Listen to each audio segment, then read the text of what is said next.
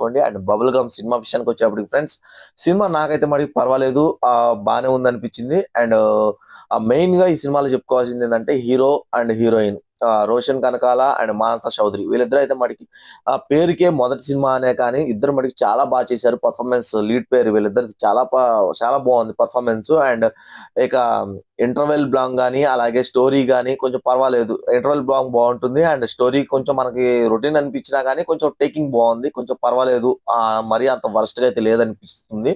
ఆ అండ్ ఇక డైరెక్టర్ రవికాంత్ పెరుపు, ఈయన వచ్చేటప్పటికి సినిమాని కొంచెం ఎంటర్టైనింగ్ గా ఎంగేజింగ్ గా తీయటంలో చాలా వరకు ఆయన కష్టపడ్డాడు అనిపించింది. అదైతే కొంచెం పర్వాలేదు, అవుట్పుట్ బాగానే ఉంది.